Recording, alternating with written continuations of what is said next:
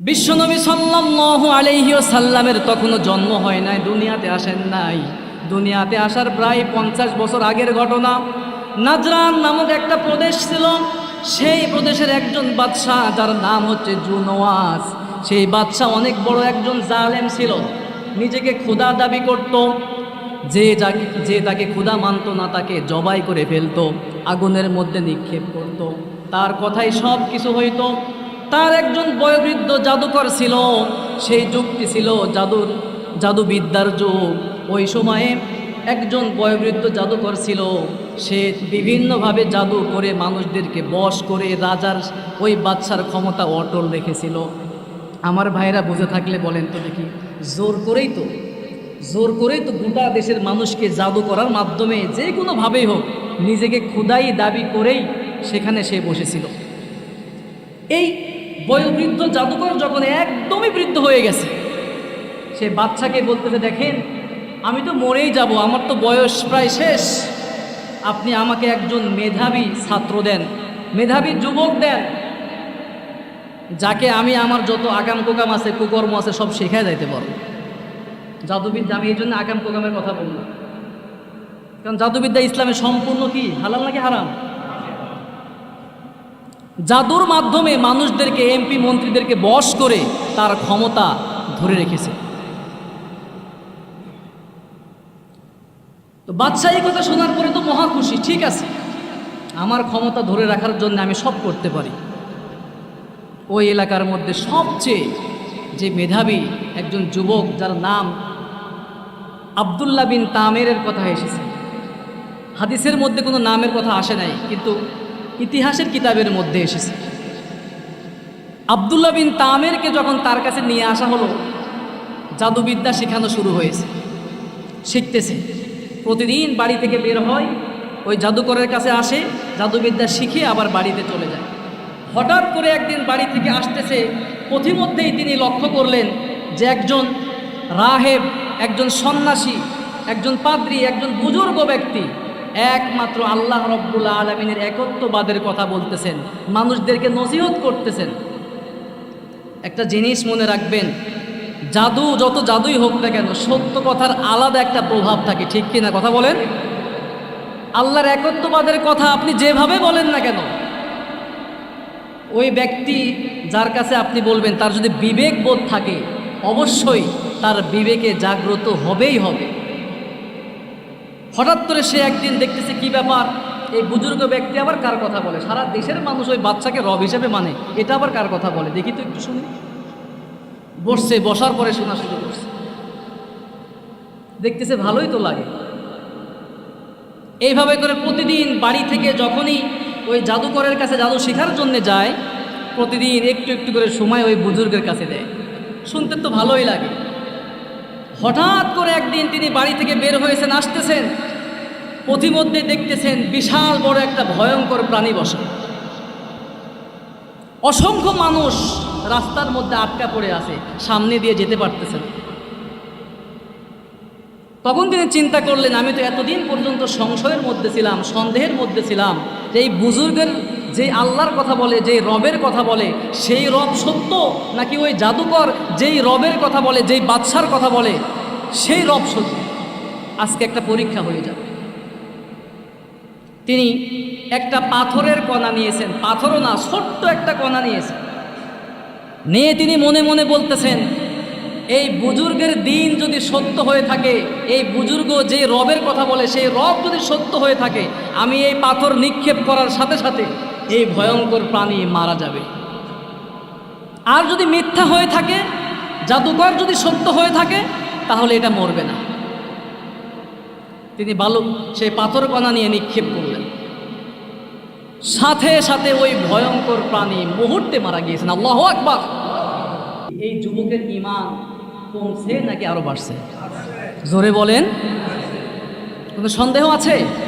দৌড় দিয়ে চলে গিয়েছেন ওই বুজুর্গের কাছে, বলতে, আমি এতদিন পর্যন্ত সংশয়ের মধ্যে ছিলাম, সন্দেহের ভিতরে ছিলাম, আজ থেকে আর কোনো সন্দেহ নাই, আপনার রব প্রকৃত রব, আমি যত দ্রুত সম্ভব আপনি আমাকে কালেমা পড়ে মুসলমান বানিয়ে দেন। সুবহানাল্লাহ! এই যে ঘটনাটা ঘটলো, মানুষ কি দেখে নাই? রাস্তার মধ্যে অসংখ্য মানুষ দেখতেছিল, যেতে পারতেছিল না। যখনই মারা হলো সে সবাই তো অবাক যে কী ব্যাপার, এই যুবক তো সাধারণ কোনো যুবক নয়। স্বাভাবিকভাবে আমাদের বাংলাদেশেই আপনি একজন মুরব্বী হয়ে যদি ফু দিয়ে একটা ডিম ফাটায় ফেলতে পারেন, আপনার মুরিদের অভাব হবে? কথা বলে না, হবে? উল্টা পাল্টা যত যা কিছু আছে এগুলো করলে তো মুরিদের কোনো অভাব হয় না। আর যুবক তো সত্য একটা ঘটনা ঘটিয়ে ফেলছে। এবার যুবক তার যে ইবাদত বন্দিগি আছে আগের চাইতে অনেক বাড়িয়ে দিয়েছে। আল্লাহ রব্বুল আলামিন ওই যুবককে কবুল আর মঞ্জুর করে নিয়েছেন। এরপর থেকে দেখা যায় ওই যুবক কোনো অন্ধ ব্যক্তির চোখের মধ্যে যদি হাত বুলায় মুহূর্তের মধ্যে দৃষ্টিশক্তি ফিরিয়ে দেন কে? অসুস্থ ব্যক্তির জন্য দোয়া করলে মুহূর্তে কবুল করেন কে? আল্লাহ রব্বুল আলামিন ওই যুবকের পপুলারিটি, তার জনপ্রিয়তা সারা দেশের মধ্যে ছড়িয়ে দিলেন। একটা পর্যায়ে আস্তে আস্তে জানতে জানতে পার্লামেন্ট পর্যন্ত চলে গেল। পার্লামেন্টে একজন মন্ত্রী ছিলেন, অন্ধ, চোখে দেখে না। তার কাছে একজন গিয়ে বলতেছে, মন্ত্রী সাহেব আপনি কি জানেন অমুক জায়গায় একজন যুবক আছে যে চক্ষু ভালো করে দিতে পারে? সুবহানাল্লাহ।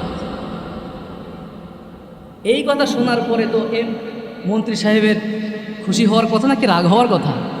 মহা খুশি। এবার স্বর্ণ রূপা হীরা যা কিছু আছে সব কিছু একটা বাক্সের মধ্যে ভরে নিয়ে গেছে। যে করেই হোক চোখ ভালো করা লাগবে। ওই যুবকের কাছে গিয়ে বলতেছে, যুবক এই যে বক্স খুলে দেখো, বক্সের মধ্যে স্বর্ণ রূপা যা সব ভরপুর, এটা তোমার জন্য। যুবক বলতেছে, কেন, মানে কী কারণে তুমি নিয়ে আসছো আমার জন্য? বলতেছে, তুমি এটার বিনিময়ে আমার চক্ষু ভালো করে দিবে। যুবক বলতেছে, তোমার চক্ষু ভালো করার ক্ষমতা আমার নাই। বলছে, তুমি কি বলো? সারা দেশ তোমার ব্যাপারে তোলপাড় সৃষ্টি করে ফেলছে, তুমি সব কিছু করতে পারো, চোখ ভালো করতে পারো। যুবক বলতেছে, এটা তো আমি পারি না, এটা আমার রব পারে। সুবহানাল্লাহ। মন্ত্রী তো দিছে একটা ভেসকি মার, হাসি। এটা কোনো কথা বললা তুমি? এত কষ্ট করে তোমার কাছে এত কিছু আমি নিয়ে আসলাম, তুমি বলতেছো রব নাকি ভালো করে? আরে বেটা, আমি তো রবের পাশে সবসময় সারাটা দিন বসে থাকি। মন্ত্রী মনে করেছে তার রবের কথা, সারা দেশের মানুষ যে ওই যে বাচ্চাকে, জালেম বাচ্চাকে রব মানে, সে রবের কথা মনে করছে। দূর বেটা, এটা কোনো কথা হলো? সারাটা দিন আমি রবের কাছে আমি বসে থাকি, ওই বেটা কিসের আমার চোখ ভালো করে? তখন সেই যুবক বলতেছে, দেখো তুমি যাকে রব মনে করতেছো, দেশের মানুষ যাকে রব মনে করতেছে, সে আসলে রব নয়, সে তো মানুষ, সে তো জালেম শাসক, সে আবার রব হয় কেন? মন্ত্রী বলছে, তার মানে তুমি কি তারে রব মানো না? কয়, না, আমি রব তারে কেন মানবো? সে তো একটা জালেম, তাকে আমি কেন রব মানবো? সে তো রব হওয়ার কোনো যোগ্যতাই রাখে না। মন্ত্রী বলতেছে, তুমি কি জানো এর পরিণতি কি হতে পারে? আমি খুব ভালোভাবে জানি আমার মৃত্যুদণ্ড হবে। আমার কোনো আফসোস নাই, আমার রবের জন্য যদি আমার জীবন উৎসর্গ করা লাগে, আমি জীবনকে উৎসর্গ করার জন্য সব সময় প্রস্তুত। সুবহানাল্লাহ। এবার মন্ত্রী চিন্তা করতেছে কি করা যায়। মন্ত্রী বলতেছে, আচ্ছা যা হয়েছে হয়েছে, এত কথা আমি বুঝি না, ওই প্যাচের মধ্যে তুমি আমারে ফালাইও না। আমি তোমার কাছে চোখ ভালো করার জন্য আসছি, তুমি তোমার রবকে বলো আমার চোখটা যেন ভালো করে দেয়। যুবক বলতেছে, এভাবে তো হয় না, আগে কালেমা পড়ো, ঈমান আনো, এরপরে আমি আমার রবের কাছে দোয়া করে দেখি আমার রব তোমার চোখ ভালো করে দেন কিনা। সুবহানাল্লাহ। মন্ত্রী চিন্তা করতেছে, হায় হায়, দুনিয়া তো সারাটা জীবন আমি কোনো সময় দেখলাম না দুনিয়া কেমন সুন্দর, স্ত্রী সন্তান মা বাবা কেমন সুন্দর, কিছুই তো দেখলাম না। চিন্তা করতেছে, যাক একটু কালেমা পড়ে দেখি কি অবস্থা হবে। কালেমা পড়ে মুসলমান হয়েছে। সুবহানাল্লাহ। এবার যুবক দু হাত তুলে আল্লাহর কাছে চাইতেছে, রব্বুল আলামিন আপনার উপর রাজি হয়ে খুশি হয়ে কালেমা পড়ে মুসলমান হয়েছে, রব্বুল আলামিন এই মন্ত্রীর চোখের দৃষ্টি আপনি ফিরিয়ে দেন। সুবহানাল্লাহ। দোয়া করতে দেরি, চোখের দৃষ্টি ফিরিয়ে দিতে দেরি করেন নাই কে? চোখের দৃষ্টি ফিরে পাওয়ার পরে সে কি আর আগের মতো আছে? কথা বলেন, আগের মতো আছে? একজন অন্ধ ব্যক্তি, তার দাঁড়িয়ে থাকার স্টাইল একরকম, আমার আপনার মতো দৃষ্টিশক্তিমান মানুষের দাঁড়িয়ে থাকার স্টাইল অন্যরকম। কথা বলেন। আগে তো সব সময় পার্লামেন্টে গেলে চুপচাপ এক জায়গায় এভাবে দাঁড়িয়ে থাকতো, কোনো কথা নাই। এখন সামনে যাইতেছে, এরে গুতায়, এটারে গুতায়, এটা করে সেটা করে। কিরে এই অবস্থা কেন? বাচ্চা তো এই অবস্থা দেখে বলতে, কিরে তুই কি চোখে দেখতেছস? হ্যাঁ আমি তো চোখে দেখতেছি। তোর দৃষ্টিশক্তি কে কে দিছে? ওই অন্ধমন্ত্রী দৃষ্টিশক্তি ফিরে পাওয়ার বলতেছে, আমার দৃষ্টিশক্তি আমার আল্লাহ আমাকে দান করেছে, সুবহানাল্লাহ। বাচ্চা তো মহা খুশি। তুই কি বললি আবার বল। বলছে আমার দৃষ্টিশক্তি আমার রব আমাকে দান করছে, সুবহানাল্লাহ। বাচ্চা বলছে এই আয়োজন কর, আয়োজন লাগা, এতগুলো মানুষের সামনে আমি যে তাকে দৃষ্টিশক্তি দান করছি এটা সবাই জানা লাগবে না? আয়োজন কর, সব মানুষ জানুক তুই যে এতগুলো মানুষের সামনে, পার্লামেন্ট মেম্বারের সামনে আমাকে, আমার কথা তুই স্বীকার করছিস, আমি তোর দৃষ্টিশক্তি ফিরিয়ে দিয়েছি, আমার যে কি ভালো লাগতেছে, এতগুলো মানুষের সামনে তুই আমার প্রশংসা করছিস, আমার কলিজা ঠান্ডা হয়ে গিয়েছে। মন্ত্রী আস্তে করে বলতে, তুই কিসের খোদা? তুই আস্ত একটা খোদা, তুই কিসের খোদা? আমার রব যে তোকে সৃষ্টি করেছে, আমাকে সৃষ্টি করেছে, সারা পৃথিবীর সব কিছু যিনি সৃষ্টি করেছেন তিনি আমাকে দৃষ্টিশক্তি দান করেছেন, সুবহানাল্লাহ। তুই কিসের রব? আচ্ছা এবার বলেন, পার্লামেন্ট মেম্বারদের সামনে জালেম বাচ্চাকে যদি এভাবে অপমান করা হয়, তার কি মেজাজ ঠান্ডা থাকবে? জোরে বলেন। রাজা বলতেছে এর ধর, গ্রেপ্তার কর, ইচ্ছা মতো পিটা। পিটাইতে পিটাইতে এক সময় জিজ্ঞাসা করতেছে, আচ্ছা তোরে কালেমা পড়াইছে কি বল? পিটানির চোটে বলে ফেলছে, আমাকে অমুক যুবক আব্দুল্লাহ বিন তামের কালেমা পড়াইছে, এটারে ধর, গ্রেপ্তার কর, রিমান্ডে দে, ইচ্ছা মতো এটারও পিটা। এরেও পিটাইতেছে, পিটাইতে পিটাইতে এক সময় বলতেছে, আচ্ছা বল তোরে কালেমা পড়াইছে। পিটানির চোটে সেও বলে ফেলছে, আমাকে ওই যে পাদ্রী বুজুর্গ ব্যক্তি রাস্তার পাশে বসে মানুষদেরকে নসিহত করে, সে আমাকে কালেমা পড়াইছে। এটারও নিয়ে আসছে, ইচ্ছা মতো তিনজনরে পিটায়। একটা পর্যায়ে বলতেছে, এবার বল তোদের রব। এত পিটানি খাওয়ার পরেও বলতেছে, আমাদের রব কেবলমাত্র শুধুমাত্র একজন মালিক, তিনি হচ্ছেন। বাচ্চার তো মেজাজ আরো গরম। বাচ্চা এবার কোরআন নিয়ে আসছে, একটা কথাও মিথ্যা নয়, সরাসরি তাফসিরের কিতাব থেকে কথাগুলো বলা হচ্ছে। কোরআন নিয়ে এসে মাথার মধ্যে ধরছে, মাথার মধ্যে ধরে বলতেছে, এবার বল তোর রবকে। আমার আপনার মাথার মধ্যে যদি কোরআন রেখে বলা হয়, বল তোর রবকে, আমি নাকি আল্লাহ, আমাদের অবস্থা কি হবে? আমরা তো ডাইরেক্ট অধিকাংশ মানুষেরা বলে ফেলবো, আমরা তো, আমাদের 14 গোষ্ঠী হিন্দু ছিল, আমাদের ইমানের অবস্থা হচ্ছে এরকম। আরে মিয়া 5 টাকার কাছে চায়ের একটা কাপের কাছে ইমান 1000বার বিক্রি হয়ে যায়, হয় কি হয় না? কথা বলেন, বাস্তবতা। ভোটের সময় কি আপনারা লক্ষ্য করেন নাই? চায়ের দোকানে ভোটার বসে আছে, চেয়ারম্যান সাহেব আসছে, বলতেছে, আচ্ছা তুমি কারে ভোট দিবা?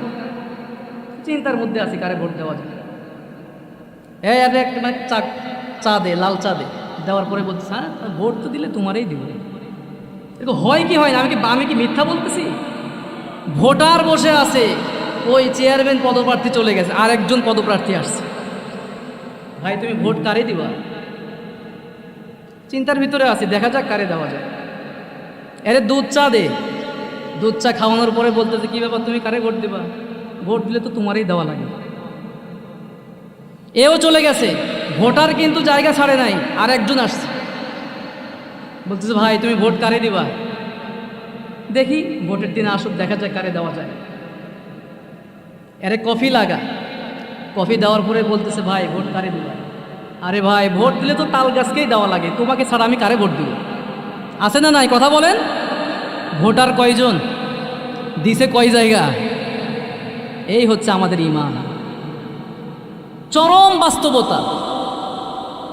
কিন্তু মন্ত্রীর সেই মাথার উপরে করাত রেখে বলতেছে, বল তুই জীবন চাস, যদি জীবন চাস আমাকে রব হিসেবে মেনে নে, আর যদি বাঁচতে না চাস তোকে দ্বিখণ্ডিত করে ফেলা হবে যদি আল্লাহকে আল্লাহ হিসেবে মানিস।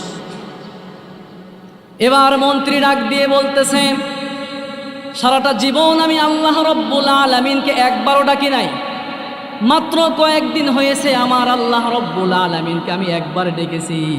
আমি একবার ডাকার সাথে সাথে আমার রব আমার দৃষ্টিশক্তি ফিরিয়ে দিয়েছে, সুবহানাল্লাহ। সেই মহান মালিকের নাফরমানি আমি কিভাবে করব? আমি ঈমান দিব না, প্রয়োজনে জীবন দিয়ে দিব, সুবহানাল্লাহ। এই কথা বলার সাথে সাথে ওই মন্ত্রীর দেহকে দ্বিখণ্ডিত করে দেওয়া হয়েছে। এবার বলতেছে পাদ্রীকে, পাদ্রী বল তোর জন্য দুইটা অপশন। এক নাম্বার হলো, যদি আমাকে রব হিসেবে মেনে নিস তাহলে তোর জীবনকে ভিক্ষা দেওয়া হবে, আর যদি আমাকে রব হিসেবে না মানিস তোকেও এই মন্ত্রীর মতো দ্বিখণ্ডিত করে দেওয়া হবে। সেই পাদ্রী বলতেছে জীবন দিব কিন্তু ঈমান দিব না। সে পাদ্রীকেও একই অবস্থা করা হয়েছে।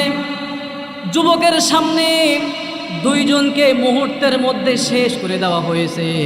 এবার যুবককে বলতেছে, যুবক তোমাকে নিয়ে আমার অনেক স্বপ্ন, তুমি জাদু শিক্ষার জন্য আমি তোমাকে নিয়ে এসেছিলাম, কিন্তু তুমি আমার সঙ্গে নাফরমানি করেছো।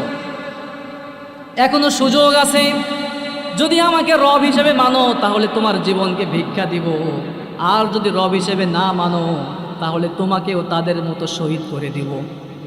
এবার যুবক বলতেছে, বাচ্চা খুব ভালো করে শুনে রাখ, আমার সামনে যেই দুইজন আমার জন্য জীবন দিল, আমার অপরাধের কারণে যেই দুইজন মানুষ জীবন দিয়েছে, আবার তুই কিভাবে স্বপ্ন দেখিস যে আমি তোকে রব হিসাবে মানব? তুই আমাকে এর চাইতে আরো বড় ধরনের কোনো শাস্তি থাকলে দে। এবার বাদশা রেগে মেগে ফায়ার, স্পেশাল ফোর্স রেডি করছে, হাত পা বেঁধে সেই পাহাড়ের মধ্যে নিয়ে যাওয়াইছে। পাহাড়ের মধ্যে যাওয়ার পরে যুবককে সর্বশেষ বলতেছে, যুবক তুমি এখনো সময় আছে, বলো জীবন চাও নাকি জীবনটাকে শেষ করে দিতে চাও? যুবক বলতেছে, প্রয়োজনে জীবন দিব, কিন্তু তোদের মতো কাফের কুফফারদের কাছে ঈমান বিক্রি করব না, সুবহানাল্লাহ। আল্লাহ রব্বুল আলামিনের কাছে যুবক মনে মনে দোয়া করলো, রব্বুল আলামিন এই জালেম বাচ্চাকে তুমি একটু শিক্ষা দাও, তাকে একটু সঠিক বুঝ দান করো। রব্বুল আলামিন তুমি আমাকে যে কোনোভাবে হোক এই জায়গা থেকে উদ্ধার করো। আল্লাহ রব্বুল আলামিন দোয়াকে কবুল করে নিলেন, সুবহানাল্লাহ। আর যারা তাকে মারতে গিয়েছিল ওই দলকে, ওই স্পেশাল ফোর্সকে মুহূর্তের মধ্যে ওই পাহাড় থেকে নিক্ষেপ করে শেষ করে দিলেন কে? আমার ভাইয়েরা, পাহাড় কথা শুনে কার? যুবক ফিরে চলে আসছে, রাজা তো মহা খুশি।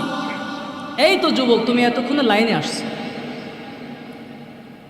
তো ঠিক আছে তুমি লাইনে আসছো, আমি জানতাম তুমি লাইনে আসবা, এই জন্য তোমাকে ভয় দেখিয়েছি। তোমাকে তো আমার মারার একটুকু নিয়ত নাই, কিন্তু আমার স্পেশাল ফোর্সটা কোথায়? তোরে আমি রব তো মানছি, এই কথা তো আমি একবারও বলি নাই। তোর যে স্পেশাল ফোর্স তুই আমাকে পাঠিয়েছিলে মারার জন্যে, আল্লাহ পাক তোর ওই স্পেশাল ফোর্সকে শেষ করে দিয়েছে। আমার রব আমাকে ওই জায়গা থেকে বাঁচিয়ে এই জায়গাতে নিয়ে এসেছে, সুবহানাল্লাহ। সে নিজেকে রব দাবি করে, তার সামনে আবার সেই যুবক বলতেছে আমার রব আমাকে বাঁচিয়েছে। তার কি মাথা ঠান্ডা না গরম হবে? সে এবার আরও স্পেশাল ফোর্স রেডি করে সমুদ্রের মাঝখানে নিক্ষেপের অর্ডার দিয়েছে, যা মাছের মুখের মধ্যে ছেড়ে দিবি, যা শেষ করে দিবি। ওই সমুদ্রের মধ্যে নিয়ে যাওয়া হয়েছে। যুবক দোয়া করছে, আল্লাহ তুমি আমাকে হেফাজত করো। কবুল করছেন কে? ওই স্পেশাল ফোর্স। শেষ। যুবক আবার চলে আসছে, আসার পরে কি ব্যাপার, তুই এখনো মরিস নাই? আমি মরবো কেমনে? আমার আল্লাহ আমাকে বাঁচিয়েছে, সুবহানাল্লাহ। এখন তো বাদশা মহা টেনশন, যে আরে মারা যায় কেমনে? যুবক বলতেছে, তুই আমাকে মারতে পারবি, আমাকে মারতে পারবি যদি আমার শিখানো নিয়ম তুই ফলো করিস। সুবহানাল্লাহ বলবেন না? তবে তুই আমাকে মারতেই হবে, কি কারণে আমাকে একটু বলবি? বলছি তোকে আমার মারাই লাগবে, কারণ সারা দেশের সব মানুষ আমাকে খোদা মানে, তুই মানিস না, তুই থাকলে ভেজাল আছে। বলতেছে ঠিক আছে, আমাকে যদি মারাই লাগে সারা দেশের সব জনগণকে একটা বিশাল ময়দানে আসার জন্য তুমি আহ্বান করো। রাজা আহ্বান করছে, দেশের প্রেসিডেন্ট প্রধানমন্ত্রী যদি অর্ডার করে সারা বাংলাদেশের সব মানুষ আসা লাগবে অমুক ময়দানে, সবাই কি আসবে? সবাই আসবে? সাধারণ আহ্বান, সবাইকে আসতে হবে, সবাইকে আসবে? সবাই আসবে না তো, কারণ অধিকাংশ মানুষই আসবে না। বিরোধী দল সহ আরও অন্য যারা আছে আসতে চাইবে না, আমাদের কাজ আছে, এই এই এই সমস্যা ওই সমস্যা। কিন্তু বাদশাহ যদি এই অর্ডার করে আসতেই হবে, না আসলে ঘরের মধ্যে যে থাকবে তাকে ক্রস ফায়ার দেওয়া হবে। মানুষ গাড়িতে করে আসবে, গাড়ি না পাইলে দৌড়ায় দৌড়ায় আসবে। আসবে কি না কথা বলেন? কারণ জানে ওই ঘরের মধ্যে থাকলে ক্রস ফায়ার দেওয়া হবে। বাদশা এই অর্ডার জারি করছে, কেউ থাকতে পারবে না ঘরের মধ্যে, সব আসা লাগবে। সব আসছে। এবার আব্দুল্লাহ বিন তামের ওই যুবক বলতেছে, তুমি আমাকে মারতে হলে সমস্ত মানুষের সামনে তুমি একটা বাক্য উচ্চ আওয়াজে বলতে হবে, যেটা প্রত্যেকটা মানুষের কান পর্যন্ত যেন পৌঁছে যায়। তুমি ওই বাক্যটা বলে আমাকে তীর নিক্ষেপ করবে, আমি শহীদ হয়ে যাব। সুবহানাল্লাহ। সব রেডি। এবার বাচ্চা বলতেছে, তোকে মারার জন্য কি করতে হবে, কি বলতে হবে, তুই দ্রুত বল। যুবক দেখতেছে সব মানুষ চলে এসেছে, তাফসীরের কিতাবে এসেছে 20,000 মানুষের সমাগম হয়েছিল। সুবহানাল্লাহ। আব্দুল্লাহ বিন তামের তিনি বলতেছেন, তুমি উচ্চ আওয়াজে বলবে, বিসমিল্লাহি রব্বি হাযাল গুলাম, এই গোলামের রবের নামে তীর নিক্ষেপ করতেছি। আল্লাহু আকবার। তীর নিক্ষেপ করতে দেরি আব্দুল্লাহ বিন তামের নামের যুবক শাহাদত বরণ করতে দেরি হয় নাই। সুবহানাল্লাহ। এবার তো রাজা মহা খুশি, তার বিরোধী আর কেউ নাই। এবার সে তার রাজ্য ইচ্ছা মতো শাসন করবে, যে তাকে রব মানবে না তাকেই জবাই করে দিবে, হত্যা করে ফেলবে। এই অবস্থা দেখে জনগণ চিন্তা করতেছে, কি ব্যাপার, একজন বাদশাহ হয়ে, একজন রব হয়ে একজন যুবককে মারতে এত কষ্ট, পাহাড়ের মধ্যে পাঠায় মরে না, সে সমুদ্রের মাঝখানে পাঠায় মরে না, কিন্তু যুবক যখনই শিখিয়ে দিল যে যুবকের রবের নামে তীর নিক্ষেপ করতে হবে, ঠিক তখনই সে মারা গেল। তার মানে যুবক এই মৃত্যুর সময়, শাহাদাতের সময় একটা মেসেজ আমাকে আপনাকে দিয়ে গেল, সেটা হচ্ছে যুবকের যে রব আছে এই রবই সত্য, আর জালেম বাদশা যে সে যে নিজেকে রব দাবি করে সম্পূর্ণ মিথ্যা। এই কথা বলে 20,000 মানুষ কালেমা পড়ে ওই জায়গাতে মুসলমান হয়ে যায়। সুবহানাল্লাহ। একজন মানুষের আত্মদানে 20,000 মানুষের কালেমা, দেখে চারটেখানি কথা। আমার ভাইয়েরা, এবার বলেন, 3 জনের কালেমা পড়া সহ্য করতে পারে নাই যেই বাদশা, সেই বাদশা এখন 20,000 মানুষের কালেমা পড়া, এটা কি সহ্য করতে পারবে? জোরে বলেন। এবার বাদশা সিদ্ধান্ত নিয়ে ফেলল, জনগণকে আমি একটাকেও আমি আস্ত রাখবো না, সবকে শেষ করে দেওয়া লাগবে। আল্লাহ রব্বুল আলামিন সেই ঘটনায় বলছেন, কুতিলা আসহাবুল উখদুদ। আল্লাহ রব্বুল আলামিন বলছেন, ওই গর্তওয়ালাদের জন্য ধ্বংস, ওই গর্তওয়ালাদের জন্য লানত অভিশাপ। আল্লাহ রব্বুল আলামিন বলেছেন, ওই যে জালেম শাসক তখন সেই পাড়ায় পাড়ায়, মহল্লায় মহল্লায় বিশাল বড় বড় গর্ত তৈরি করলো। গর্ত খনন করার পরে ওই 20,000 মুসলমানদেরকে পুড়িয়ে মারার জন্যে আগুনের ইন্ধন সেখানে জ্বালিয়ে দিল, এবং 20,000 মানুষকে, মুসলমানদেরকে সেই গর্তের মধ্যে ফেলে দিয়েছিল। আল্লাহ রব্বুল আলামিন এই কথাই বলছেন, ওয়াহুম আলা মা ইয়াফআলুনা বিল মুমিনিনা শুহুদ। 20,000 মুসলমান যখন ওই আগুনের মধ্যে নিক্ষিপ্ত হয়েছিল, সেই বিভৎস আগুনে পুড়িয়ে যাওয়া সেই চিত্র সেই গর্তের পাশে বসে বসে সে উপভোগ করতেছিল। নাউজুবিল্লাহ। হাদিসের মধ্যে এসেছে, একজন মহিলা পাওয়া যায় যার কোলের মধ্যে একজন দুধের সন্তান ছিল। সেই মহিলা চিন্তা করতেছিল, আমি যদি ঝাঁপ দিই আমার সন্তানের কি হবে, আমার সন্তানও তো শেষ হয়ে যাবে। আমি একটু কৌশল অবলম্বন করি, আমি বলি আমার ঈমান নাই, আমি কালিমা পড়ি নাই, আমি তোমাকে রব হিসেবে মানলাম। মনে মনে ভাবতেছে, হাদিসের মধ্যে এসেছে ওই কুলের ভিতরে থাকা ছোট্ট শিশুর জবান যিনি খুলে দিয়েছেন তিনি কে? ছোট্ট শিশু বলা শুরু করছে, মা তুমি কি দেখতেছ? তুমি মনে করতেছো তুমি চোখের সামনে দেখতেছো ওই গর্তের মধ্যে আগুন জ্বলতেছে, কিন্তু ওই গর্তের মধ্যে তুমি ঝাঁপ দিয়ে দেখো ওই গর্তের আগুনটা আল্লাহর জান্নাতের বাগানে পরিণত হয়ে যাবে। এই ঘটনা থেকে আমি আপনি কি শিখলাম?